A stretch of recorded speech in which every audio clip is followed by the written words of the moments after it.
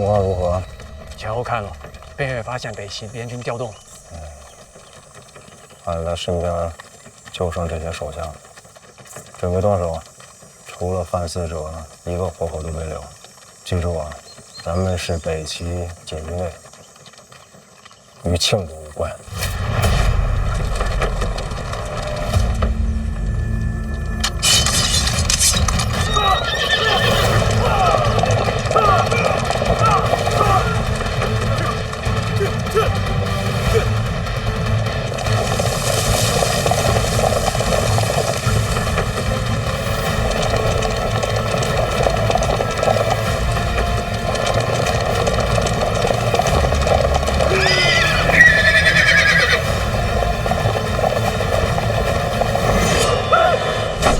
你怎么在这儿待着呢？大人，属下本事不利。那也不用跪啊。不，大人是腿麻了。那是怎么了？凶犯死了？没有，跑了？也没有。3名凶徒，一个没了。那怎么就办事不力了？属下着急了。您没回来之前，我带人先把他们都给审了。没审出来？是没审好。不肯招？招？倒是招了。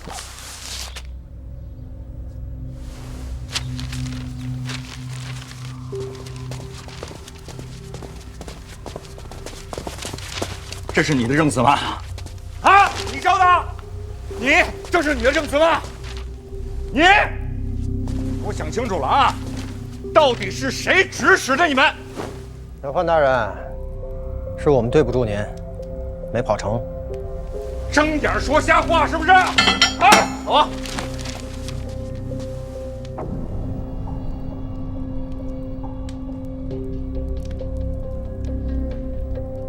所以幕后真凶是我。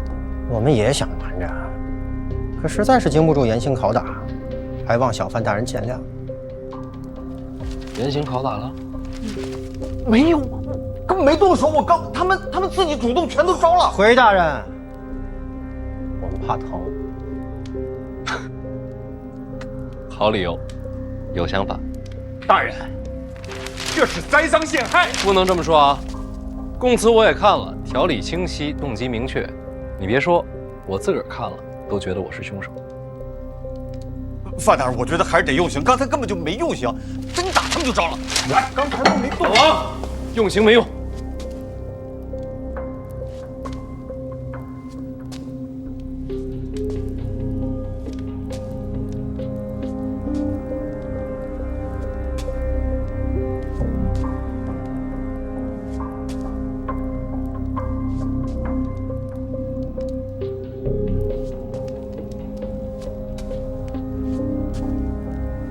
你们3个等着被我抓呢。大人，话不能这么讲，我们逃了没逃掉，就没想过自己的下场。小潘大人，认了吧，国法当前，等完人醒悟，还有机会。明白了，死士。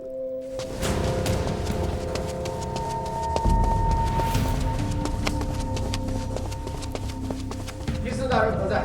提司大人何在？提司大人，提司大人，京都府来人要提凶犯，不能放！我现在就把真相问出来。我现在人给出去。大人，京都杀人本来就应该京都复审，我们一处没理由留人。可是这样的口供，如果被京都府坐实了，您就百口莫辩了。要不然这样，就说抓他们的时候，他们负隅顽抗，然后生出不是我现实就灭口。人死在医处，同样百口莫辩。那也好过被栽赃陷害吧？对呀，大人。人给他们，做人跟做官一样，要守规矩。放人。做大事不拘小节。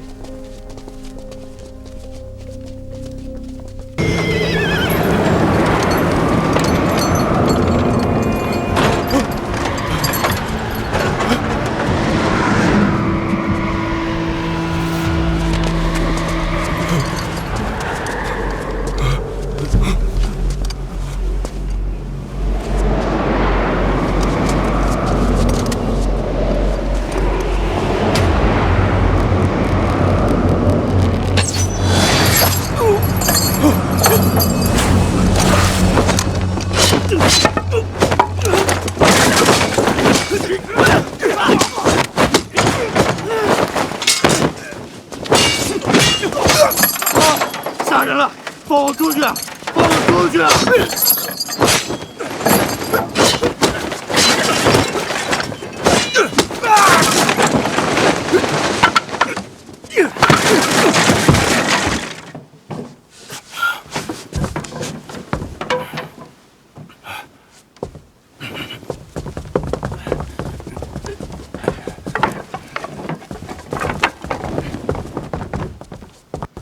那边，快！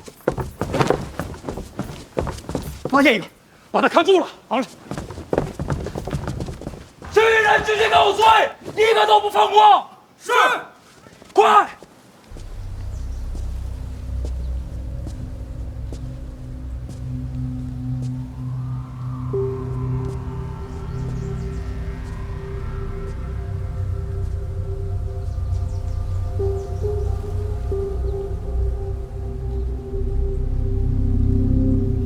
怎么了？殿下，京都府大门外有刺客出手，将3名凶犯当场击杀。这么刺激，都死了吗？都死了。谁杀的他们？那要看是他们把谁供出来了。范闲？不会吧？我刚还说他是被冤枉的。难道真是范闲？刺客抓了吗？逃了大半，那就是说有人被抓，抓了1个。这么不小心啊！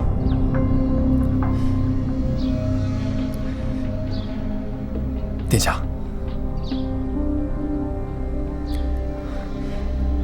什么表情？被抓的刺客已被确认身份，是范无咎。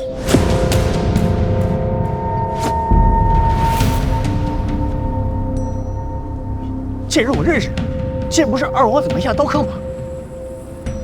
二皇子，这么看来，杀人灭口的不是范闲。范无咎是我门客，可他此刻没在京都，这事儿跟我没关。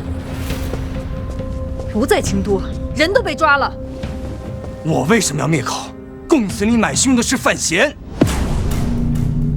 因为早有传闻，宝月楼的背后可能是李承泽的手笔，所以京都府都站在老二这边。之前的供词都是假的，如今人要送到刑部，就可能会翻供。于是李承泽就杀人灭口，前后因果都说得通了。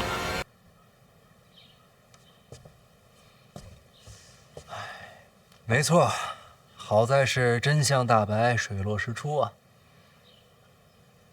范无咎是杀向自家主人的妙招，我只是不明白了，他怎么会在现场？我也不明白。我向天发誓，范无咎早就离开京都，另有派遣。再者说，你也知道，是我主动让刑部带走凶犯的。如果我是真凶，这岂不是画蛇添足吗？我看不懂了。实不相瞒，我也看不懂。等一下，范无咎死了吗？没死，活住。那就没事儿啊。只要范无咎承认他是被你派出京都的，那此事就与你无关啊。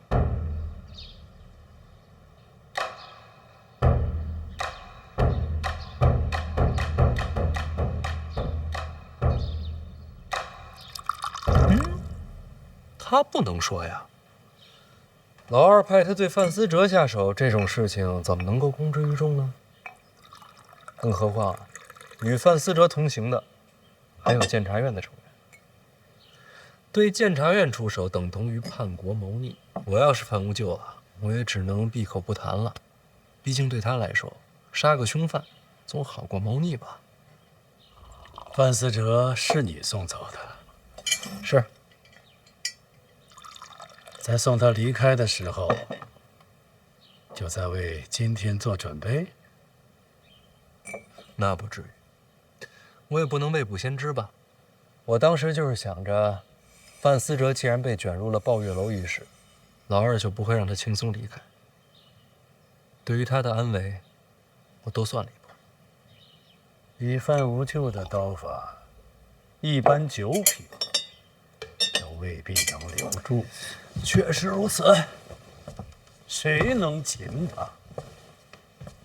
那自然不是一般的九品了。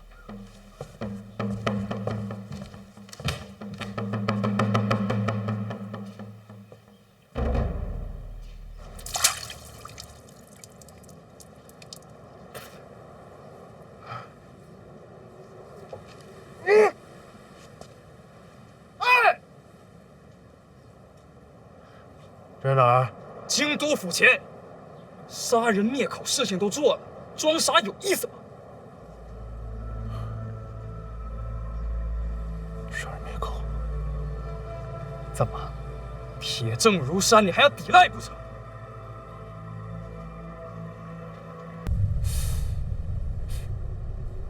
说的不远。这就是一次正常的合作，我跟那个海棠朵朵绝对没有任何其他的关系。我还都没说话呢。我知道您在想什么，我必须负责任的说，您想错了。继续解释。对天发誓，行不行？我是婉儿什么人？是他爹。那你说我信不信？您总应该相信我的人品。哼，哎，您把林家和婉儿托付给我，不就是看上我人品纯良吗？就是京都人品纯良，我敢托付吗？那我这一身清白，我就说不清楚了。你这种不要脸的劲儿，正是我们林家未来数十年的希望。您这句话是夸我呢，还是骂我呢？夸你呀！范无咎这一手用到此处，绝妙不过。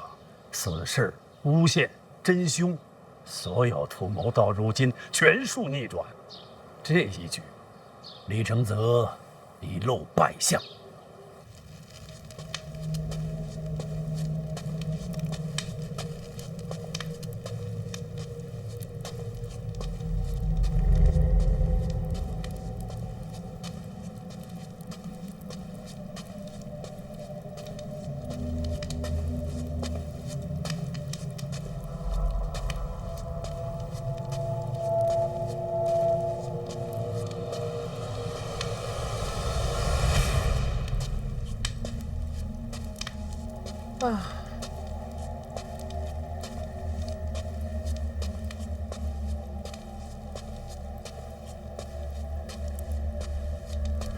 来了。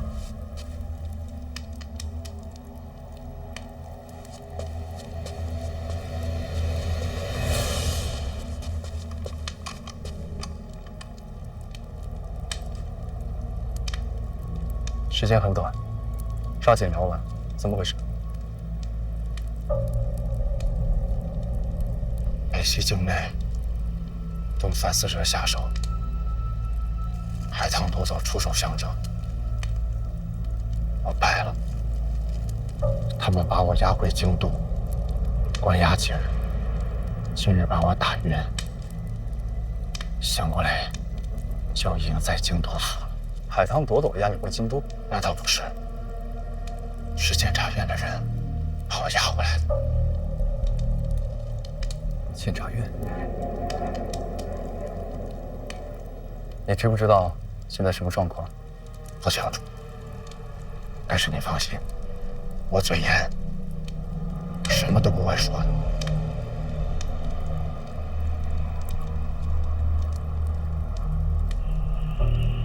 殿下准备的杀手，原本是为了加厚范喜，可如今你的出现，反而让殿下陷入了僵局。要杀我？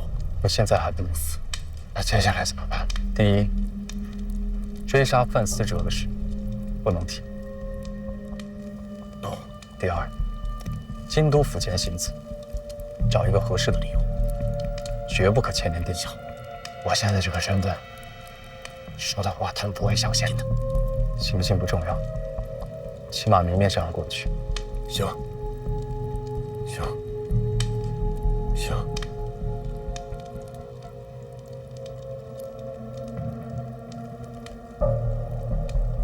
时间不多了，你还有什么想说的？我转达给殿下。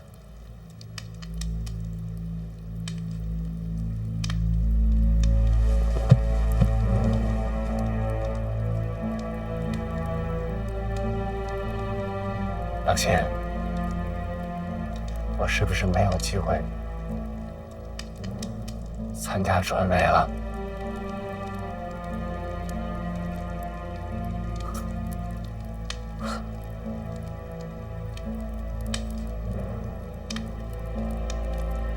替我谢谢殿下，他至少给了我希望。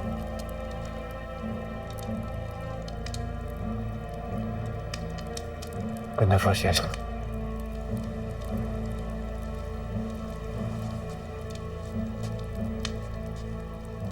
我该走了。哎，老徐，麻烦你个事儿。说。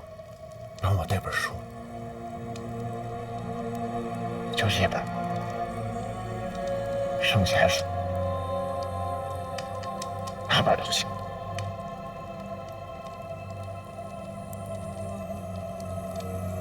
谢谢。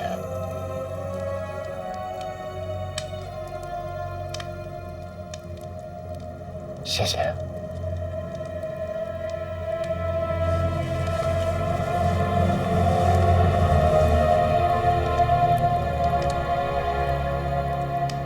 殿下猜到你想的什么？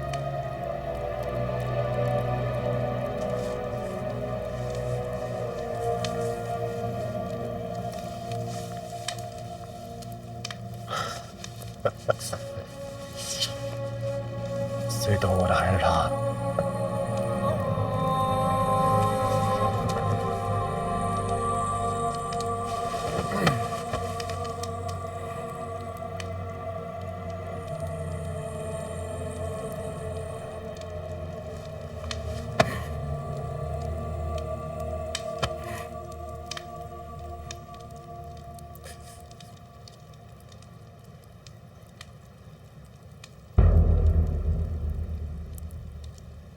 跟殿下说谢谢。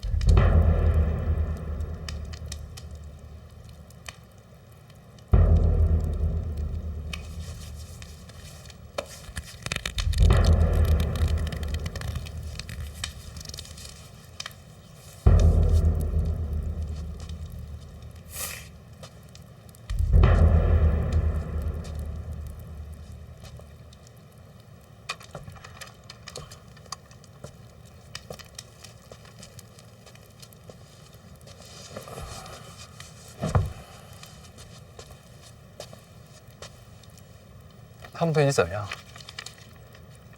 有肉吃吗？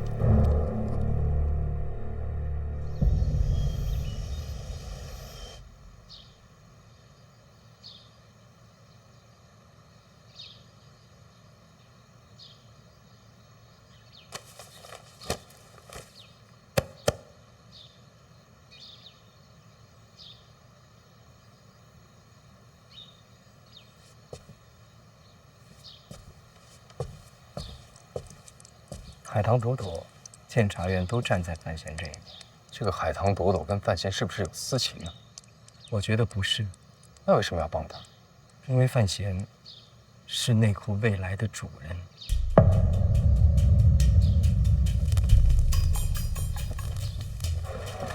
危难之际，圣女出手相救，感激不尽。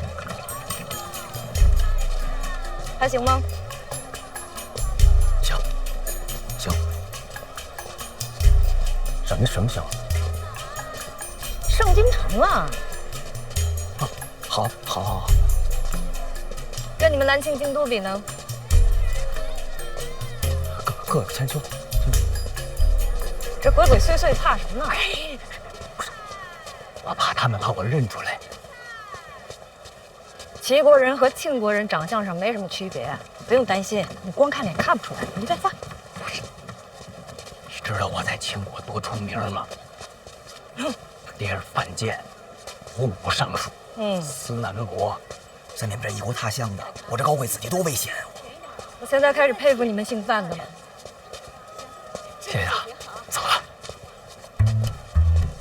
等会儿，你刚叫我什么？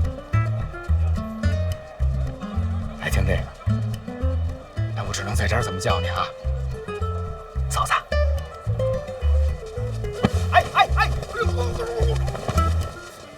你哥是怎么说我的？还用他说吗？整个庆国都传遍了，我都懂，我懂。你懂个屁呀！我告诉你，这是在齐国，你别胡说八道，别叫我嫂子。齐国还瞒着呢是吧？没瞒着。想说出去啊？我跟你哥就什么关系都没有。没有，肯定没有。哎呀，行了，嫂子，你就别瞒着我了。我跟你是一头的，我向着你。你什么就跟我一头的呀？你没见过京都那个嫂子？那个嫂子天天病病歪歪的，特没精神，跟红楼里的黛玉似的，哪跟你似的，是吧？你又特别壮。我告诉你，我帮你哥主要是因为他接手了内库。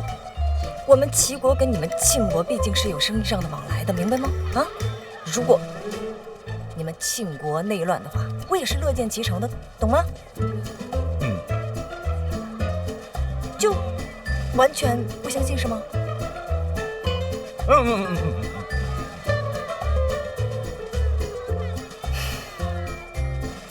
跟上。上哪儿，嫂子？哎呦！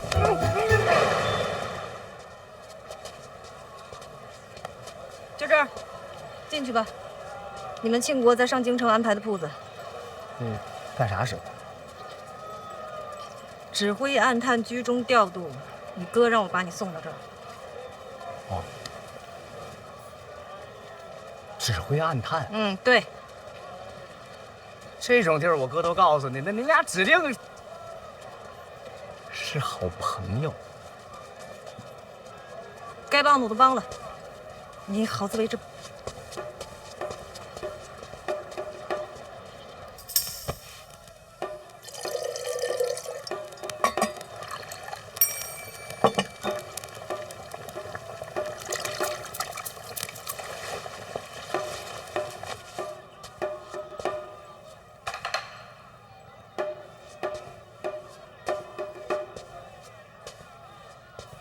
人呢？偶感风寒，不以待客。你要什么自己看啊。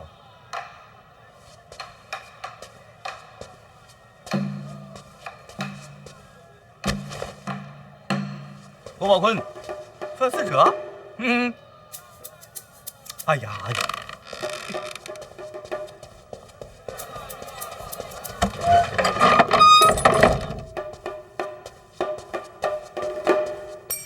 这玩意儿，来，那是药啊！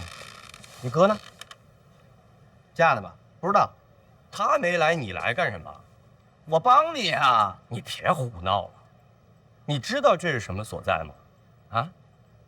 我大庆暗探，所有行动都靠我指挥若定啊！这等要紧差事，你别跟着掺和。反正你要能来，我也能来。这话说的，严冰云知道吗？知道啊，监察院四处的吗？不是，那样的人物，在北齐可都失了手啊！你再看看我啊，在我的布局之下，这个小铺安然无恙，仿佛潜于九渊之下，毫无破绽。这般手段，你还敢小瞧我啊？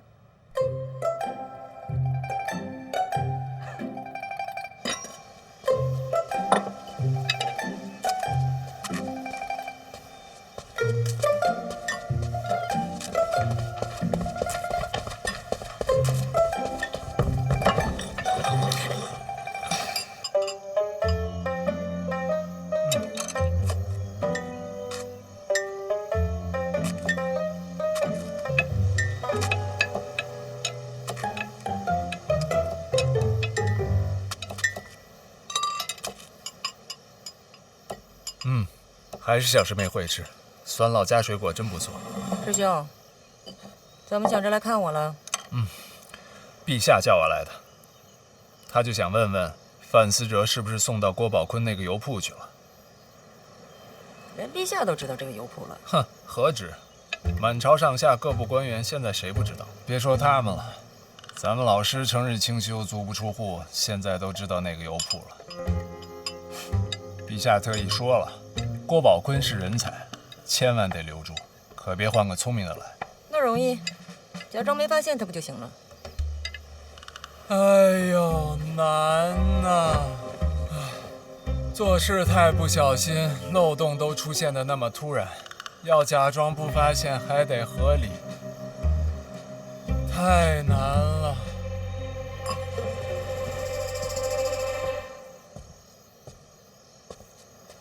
没事儿，咱们齐国上下用心帮衬点儿，务必保住这个郭宝坤。这北齐锦衣卫，在我看来，就如同草鸡瓦狗一般。上京城谍网如今在我的掌管之下，万无一失。哎，我这么跟你说吧，现在禁军巡城都不打我这儿过了，可见我藏得多好。听着倒是挺厉害啊，总感觉哪儿不对。哪儿不对？你说，你尽管说。哪儿都对，哪儿都对。既然呢，你哥让你跟着我啊，那我就给他个面子，你好好学学，也多看看。这样，下回踏青你跟着我们一道去，行吗？踏青？跟谁？暗探啊？暗探平时还能踏青呢？怎么了？大家身处险境，背井离乡，难免心生忧惧。那我就想着，没事我们可以聚一聚啊，踏踏青，吃吃饭，哪怕一块看看书也好呀。这样吧，我是说，万一呀，就是你跟这些暗探们正欢聚一堂的时候，北齐给你们一网打尽了怎么办？无人察觉异常。由此可见啊，我郭某天生就是暗探之才，你哥算是挖到宝了。好，可惜了的呀，你也要回去了。回哪儿去？回京都啊。我哥让我来找你，就让你回去。为什么？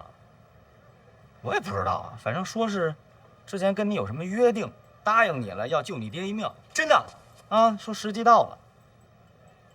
他说让我做什么了？我不知道，你自己问他去呗。那这儿怎么办？交给你来接管了。我交给我怎么了？不就天天带他们游山玩水的聚会吗？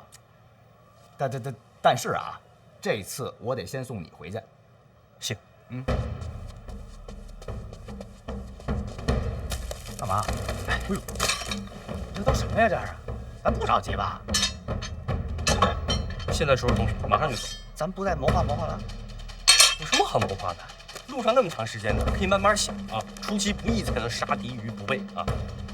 然后动作够快，敌人根本反应不过来。郭宝坤跟范思哲离开了油铺，朝城外走，还背了行囊。是一出门就被发现了，大伙都守着呢。这是要回庆国？看着像。怎么办？放不放？我哪知道？哎呦！要不你去问问陛下，他不是要留着郭宝坤吗？陛下说了，范思哲和郭宝坤的事儿，你做主。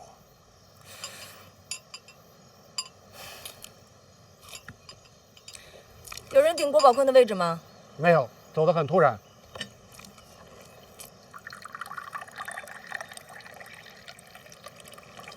要我看还是放了得了，留着也没意义。这留个好印象，万一下次来的还是他呢？哎呀，我不管，我就是个传话的，你定。你们珍惜一下圣女好不好啊？别什么事儿都让我干。你们个个多悠闲，我是圣女啊！贤？哦，对了，陛下让你有空给范闲写封信。我给他写信干嘛呀？问他一下，回南京这么久了，这红楼一卷也不更新，属实有点过分。天天就知道看书。放人。是。我跟着去看一眼。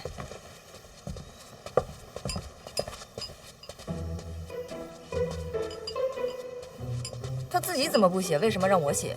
范闲啊，范闲怎么了？你不是跟他说得着吗？我跟他说得着个腿儿啊！哎，小师妹，你已然是剩女了，言辞注意优雅点儿。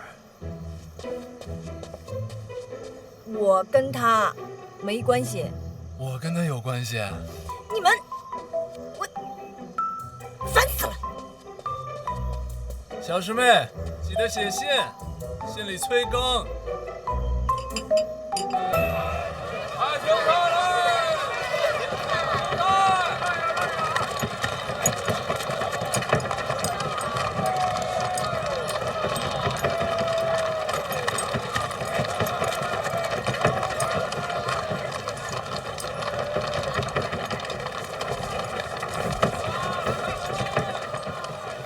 圣女，怎么样？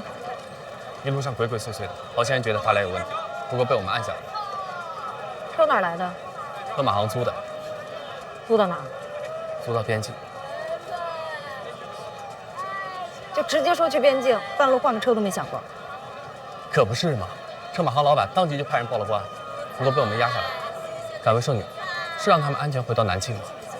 没错。那我们得跟随一路啊。辛苦你们了。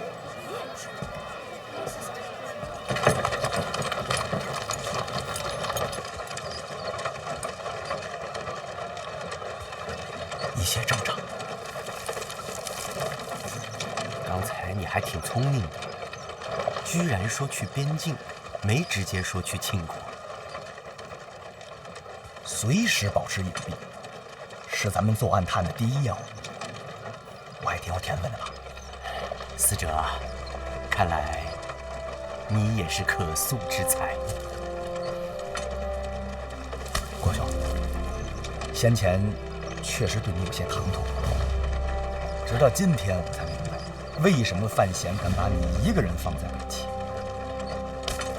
哎呀，大庆如若都是你我这般人才，何愁天下不定啊？郭兄所言极是啊。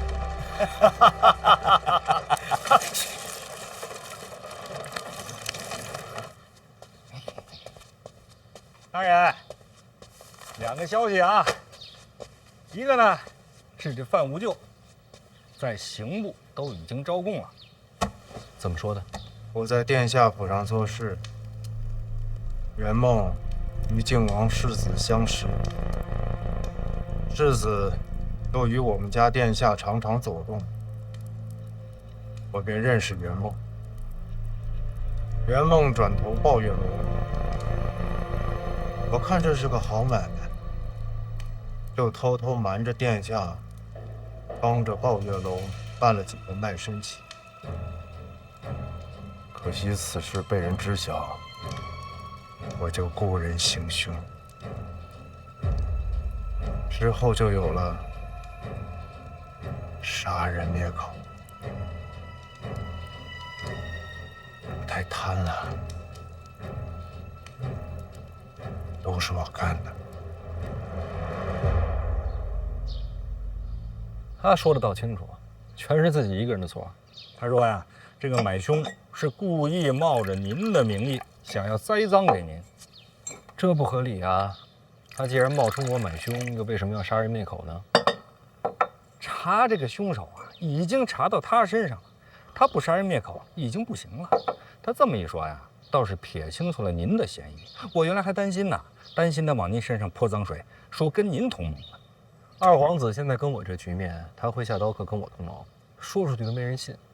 他现在啊，已经顾不上我了，只能尽量撇清跟二皇子的关系。那他们能撇清吗？怎么可能啊？京都的人有那么好骗吗？可是刑部说供词没什么问题。睁一只眼闭一只眼，大家心知肚明罢了。哎，你刚刚不是说俩消息吗？还一个呢？啊，有人又来探望您的病情了，病重不见客。是督察院的赖明成，就上回参我那个。没错，就是他。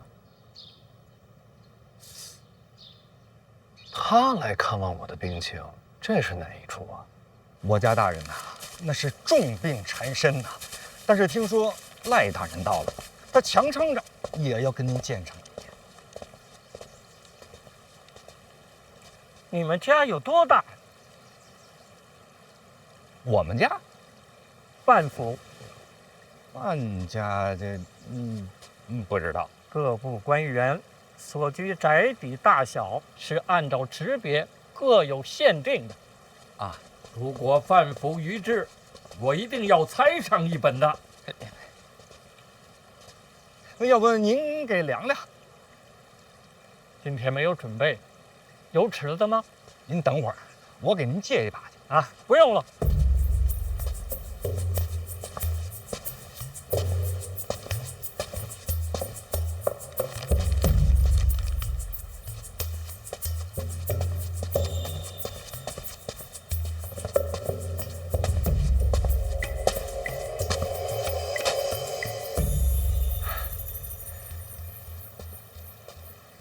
我这样一个人量，是不是太耗时了？不知道，反正没人这么干过。要不我帮您，咱一块儿量。今天就算了，下回吧。哎，哟，大人，您看您怎么还起来了？不是不让您起来吗？小范大人，赖御史来了。哎呀，赖御史啊，我都这样子了，我就不起来了啊。哎，小范大人，我问过太医，说你是重伤，买了些红枣，给你补补气血。多谢多谢。我们这些督察院的靠的就是一点俸禄啊，不比那些官员。你可能也听说了，在京都府里，只有我们这些御史是最穷的。本想给你买些补品，只是捉襟见肘，买不起，请见谅。红枣挺好，我就喜欢红枣。赖御史，请坐吧。老王，看茶。我坐坐就走。您请坐。我给您倒上啊。小范大人，令尊中毒，你又重伤，是不是二殿下所为？我只能说没证据，不好说。范无咎的供词，你听说了吗？听说了。他一个门客，竟敢瞒着二殿下参与抱月楼杀人一案，一听就是胡扯。所以呢？所以我要参二殿下。你要参皇子？我等身为御史言官，理当秉公执谏。那我敢问一句，您这话干嘛跟我说呀？贪腐一案侦办至今，从名册上往下查，京城的官员受牵连的都与二殿下有密切的来往。如果继续查下去，发现潜藏极深，光靠我们督察院实在是太难了。所以你的意思是查不下去了？除非是监察院能够给我们提供相关的案卷。找我帮忙？不是找你，是找监察院合作查探。那你应该去监察院呀，来我家做什么？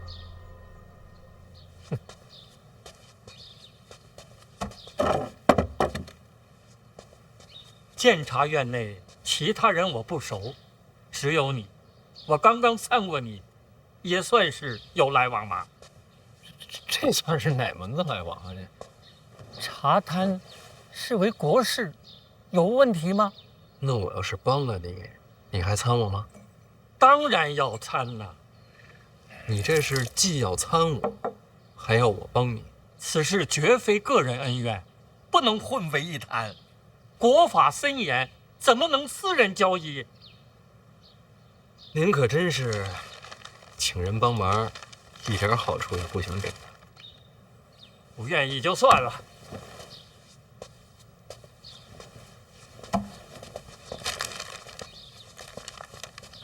可以。怎么？可以合作。老王，带赖御史去趟监察院，一处有哪些案卷相关的，他想看都可以看。好嘞。小范大人，你跟我想象的有点不太一样。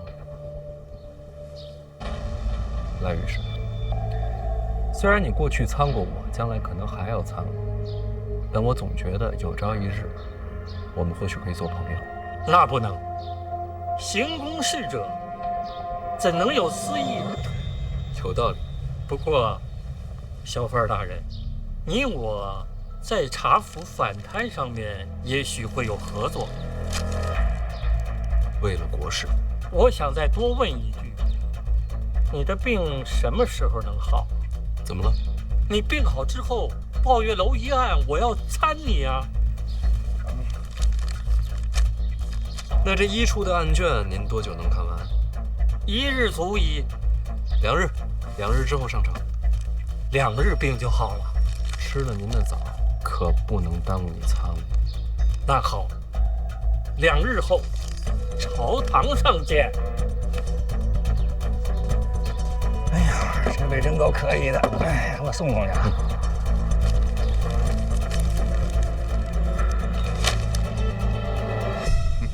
你也难得啊，才被督察院参了不久啊，又一波来了，还帮我一块带上。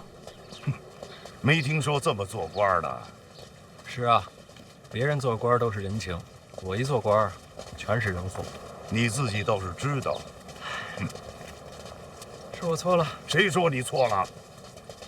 伤天害理、贪赃枉法那才是错。好好做事，不就是麻烦吗？你爹我什么都怕，就是不怕麻烦。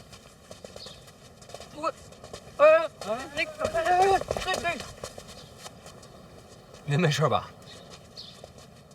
我倒无妨啊，只要2位康复就好。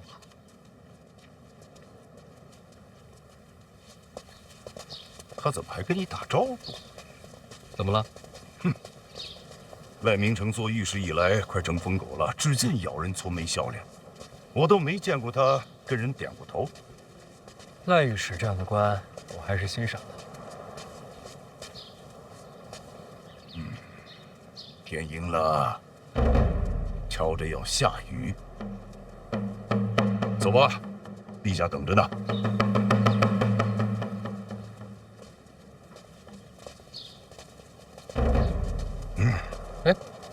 这也不是上殿的路啊。今天在御书房。为何不应该在殿上吗？陛下说了，督察院主要是参的你，你什么官职？哪有资格总是上殿，占用百官的时间？哎呀，行吧，是我不配。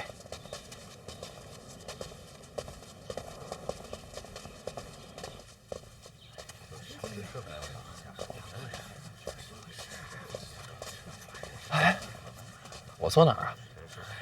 坐。就是参小范大人后面站着去。不止。啊，这督察院胆子这么大。听说赖御史还去监察院查。借过啊，不好意思。闹得人心惶惶。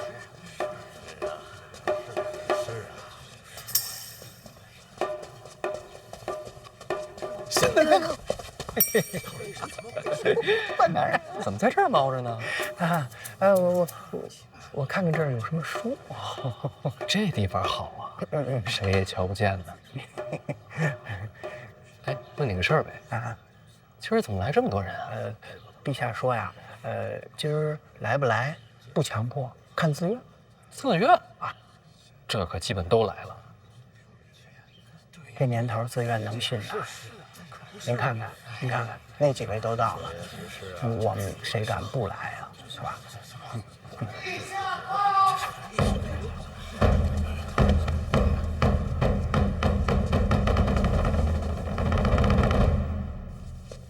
啊，这里不同大殿，不必这么拘礼。都坐下，放轻松点儿。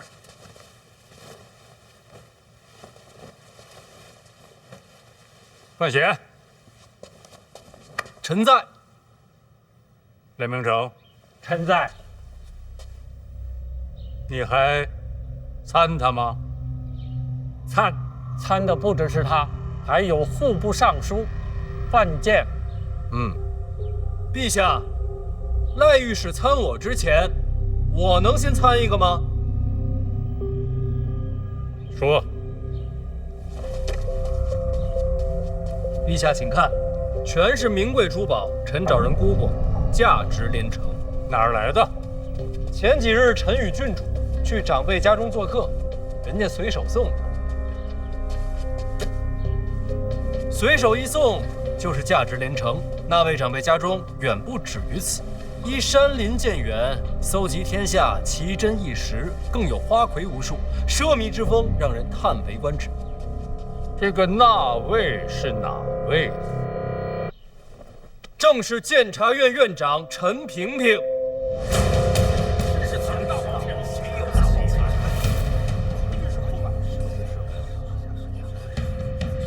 臣参陈萍萍涉嫌贪污受贿，请陛下明察。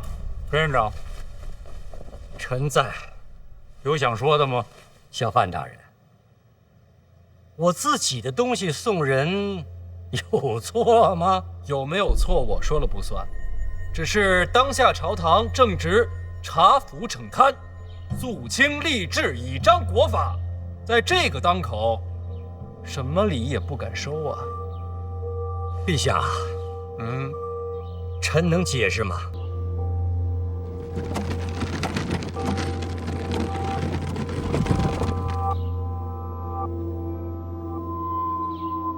陛下，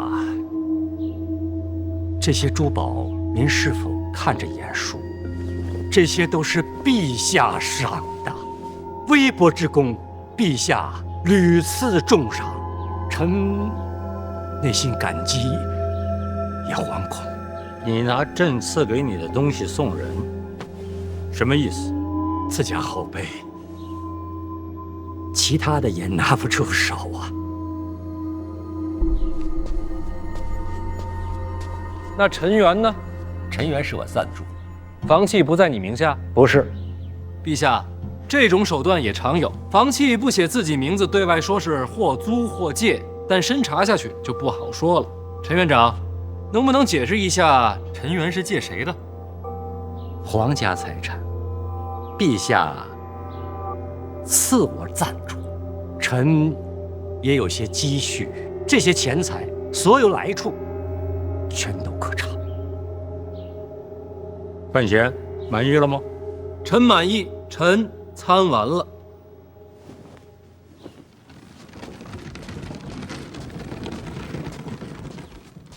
赖明成，陛下，你参范家父子是什么罪名？陛下，范家牵扯抱月楼一案，身为朝官，私开青楼，与理不合，范家教子无方，有损官声，范家父子皆该担责。好像还死了人。陛下，杀人一案牵扯到二殿下，臣想一件一件的讲。范建，臣在。你想说什么？回陛下，臣次子范思哲顽劣少礼，被人瞒骗，确实是抱月楼东家。臣教子无方一事，无话可说。幸而犬子悬崖勒马，深知悔改，早已将抱月楼封了。臣也以家法责之，将其赶出京都，远赴苦寒之地，磨砺身心。先有国法，后有家规。犬子范思哲并无官身，开青楼虽然不妥，倒也不违律法。既然这样说，那满朝的文武官员，谁没有妻儿老小、七亲八故？要是人人都恣意妄为，官为私用，沆瀣一气，那我大清朝堂的脸面何在？陛下，范建身为生父，范闲身为长兄，范家父子皆应担责。你觉得怎么个担责？降爵严斥。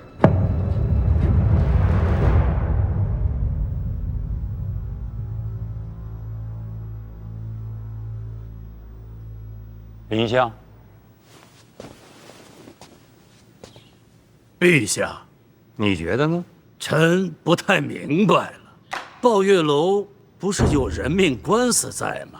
这都没说清楚，怎么又聊上家规了？老臣附议，毕竟人命关天呐。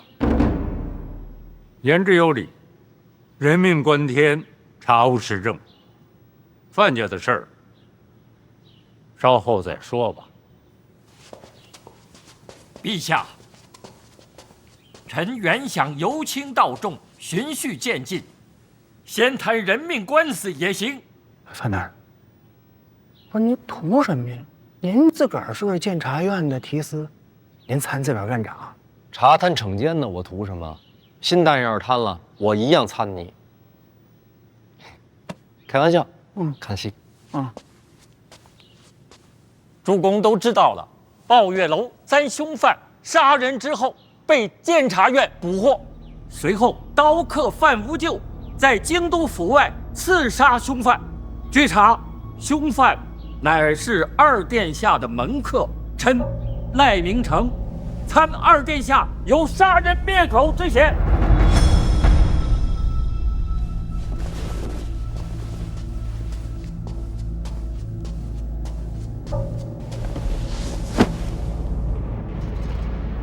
儿臣御下不言，勿信奸佞。只是这杀人灭口的罪名，儿臣担不起。范无咎已经供认不讳，诸多恶行真的是他一人所为，儿臣也是遭贼人蒙蔽，悔之晚矣。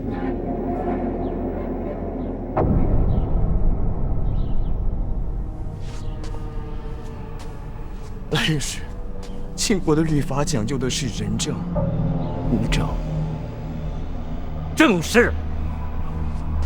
陛下，我督察院深受皇恩，彻查百官贪腐，现在已有端倪。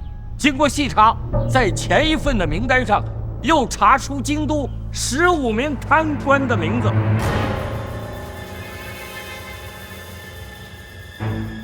陛下，请看。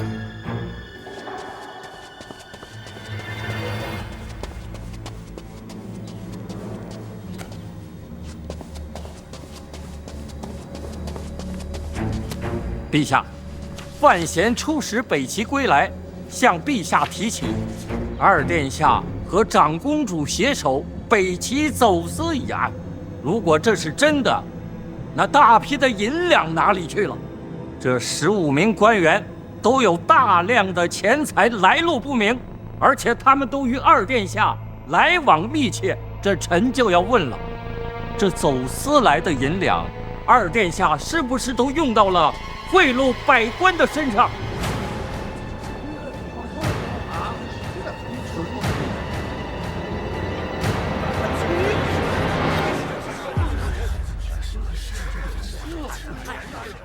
陛下，臣恳请重查二殿下与长公主北齐走私一案。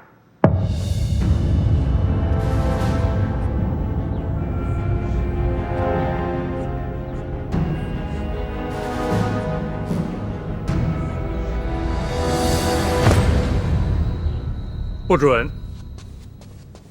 陛下三思啊！走私一案查无实证，纯属揣测。这事儿就到这儿。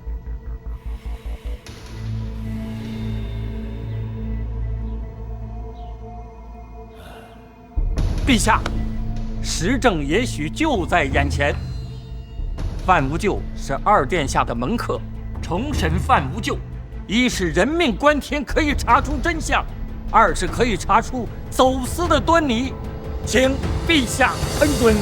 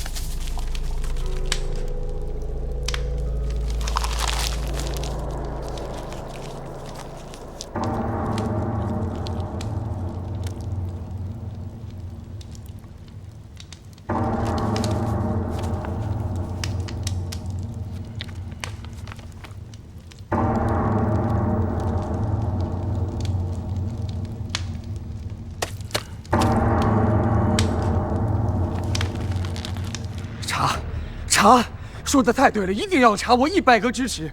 至于范无咎重审之事，我也支持。有赖于实在，鲍玉楼之事定能查出个水落石出，还我一个清清白白。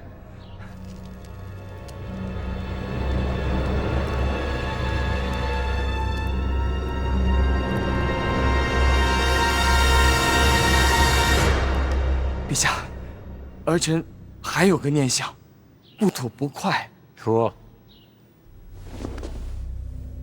方才范尚书说了，抱月楼已经封了，儿臣着实有些担忧。抱月楼内歌妓杂役少说有数十人，他们一样是大庆的子民啊。这抱月楼封了，他们今后该如何生计？何去何从啊？儿臣以为这抱月楼之事是由范家起的，这些人也应该由范家来善后才是。有道理，抱月楼善后之事我接着。麻烦问一句，还做老本行吗？那自然不会再做青楼。那就太好了。李承泽，传旨，禁足你半年，自请起身。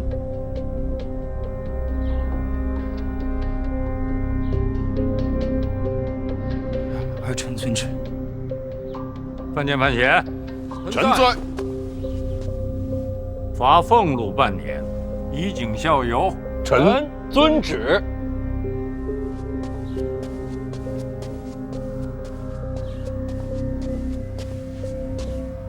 赖明成，陛下，赖御史，满意了？陛下，范家父子有损官声，降薪半年，处罚太轻，难以服众啊！你还想怎样？将军，家风确实不严，但是罪不至此吧？陛下，三思啊！陛下，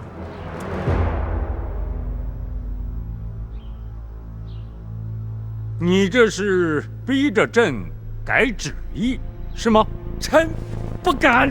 你什么不敢？你什么都敢。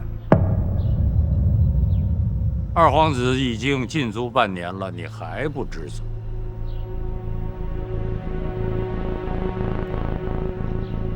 好了好了好了，今天大体都有个了断。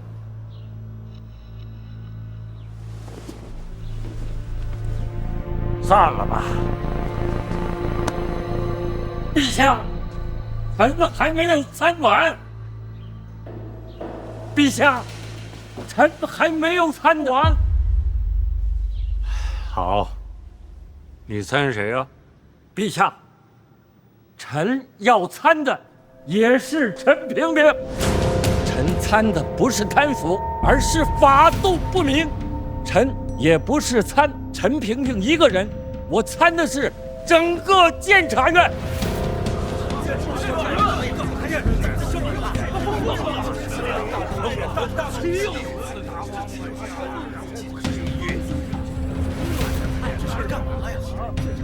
陛下，监察院成立至今，麾下用人良莠不齐，诸般形势素有狂悖，朝堂上下、敌国境外，诸事皆有涉足，可谓权力滔天。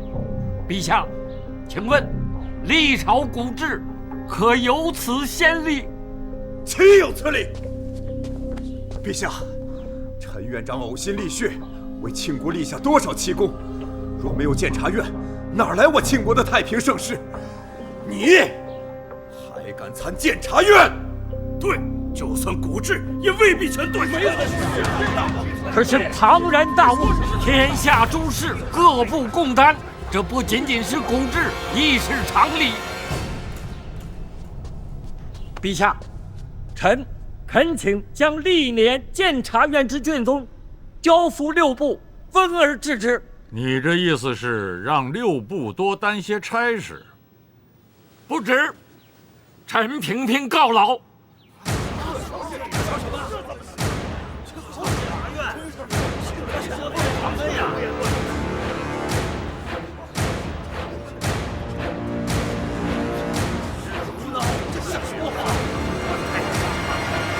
百官都觉着监察院终究是利大于弊，那说明六部有昏昧。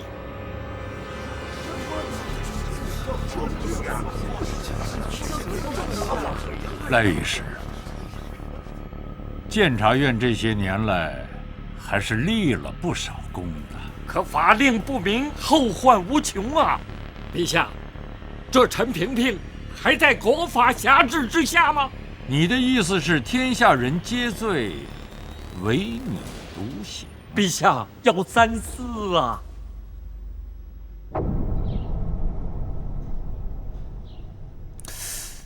这人一直这么用吗？啊，那个赖御史啊，向来都是逮着人就参，陛下他也说不了什么，是吧？嗯。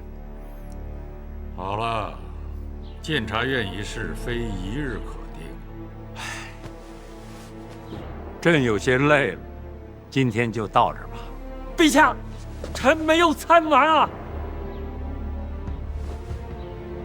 好，你还参谁呀？陛下，最后一个。说，陛下，监察院威压六部，用人不明，这只是表象。正所谓正本清源，朝堂错漏，百官有责。然而并非根本。民间有俗语：上梁不正下梁歪。臣最后要参的是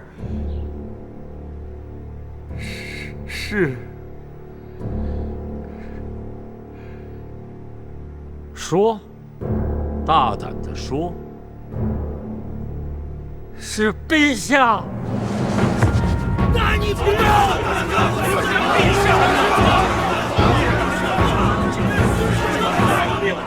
杀疯了，确实是疯了。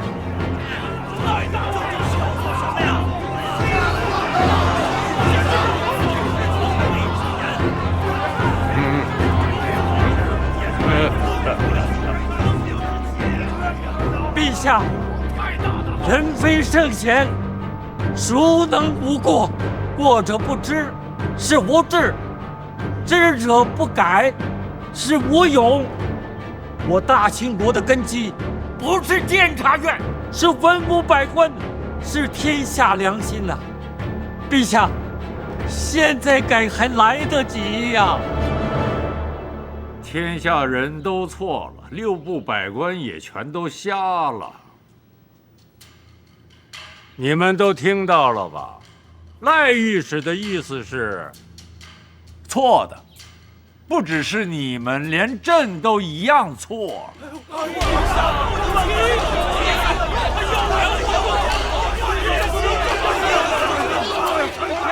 陛下英武，天资过人，但人非圣贤，臣怎能知错不见呀？陛下，赖明成攻侮陛下，无拘无杀，此人狂悖之极也，简直是畜生啊！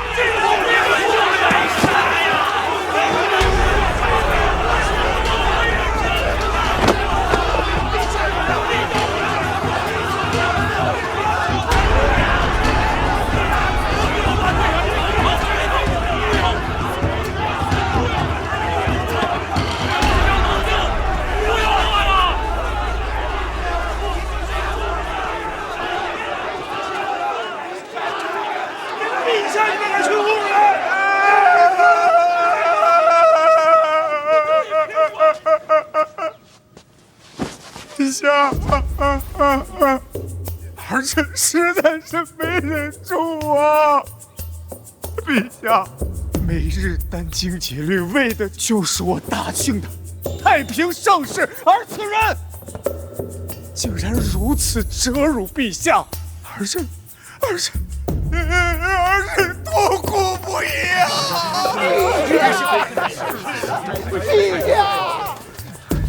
陛下之光胜过日月，陛下之恩犹如父母，陛下被骂胜过鞭打，臣之肉身啊，臣疼啊！二师爷疼。行了，陛下，赖明成确实说话难听，但毕竟身为御史，职责所在，望陛下宽恕其罪，留存其身，为国效力。臣也如此觉得。